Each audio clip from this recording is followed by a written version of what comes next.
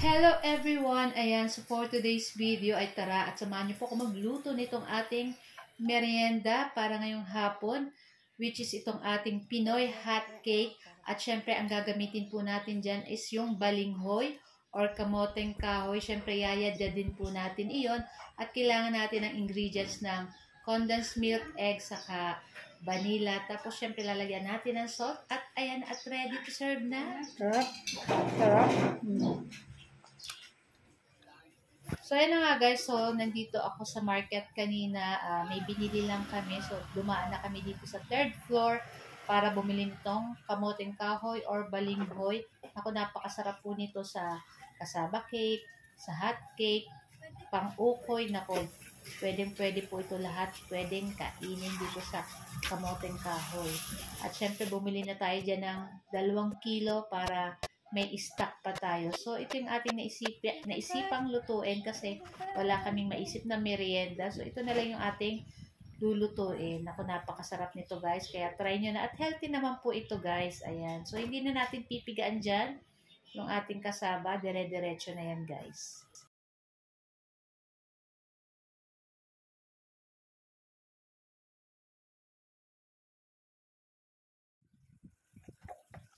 Pero malaki dito ano, hari lang lalaan. Hindi ka na malagay, hari lang.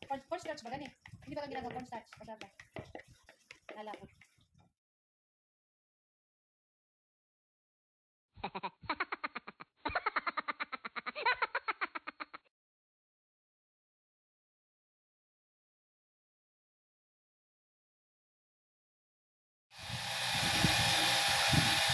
Hindi na tayo gagamit ng sugar kasi lalagay tayo ng kondensadang gatas. Tapos mamaya may butter.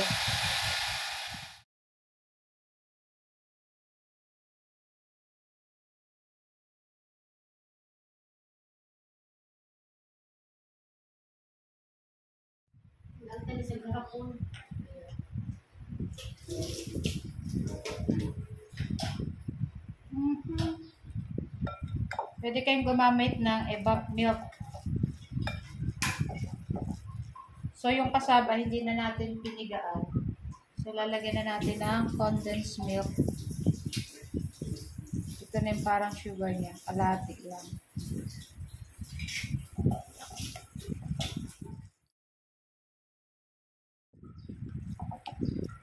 Pang-snackan. Check kumuha tayo sa kapitbahay ng dahon ng saging.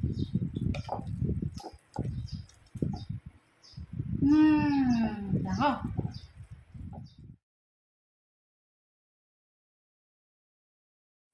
So, ayan, nagpapainit tayo nitong ating kawali. Tapos, maglalagay tayo ng butter.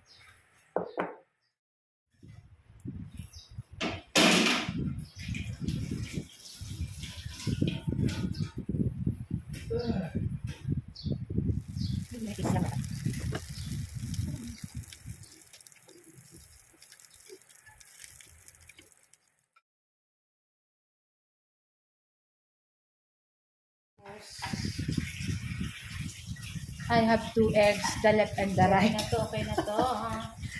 2 eggs. Yan.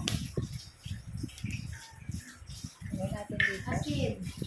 Asin. May vanilla pa tayo.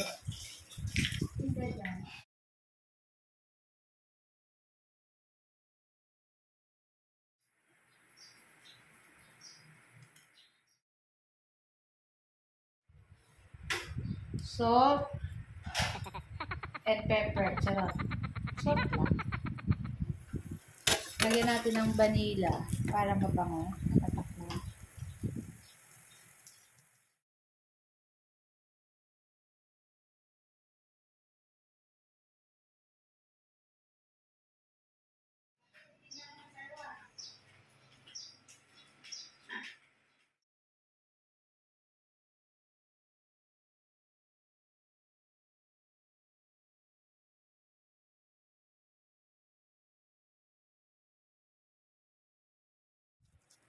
Para hindi masyadong matanda.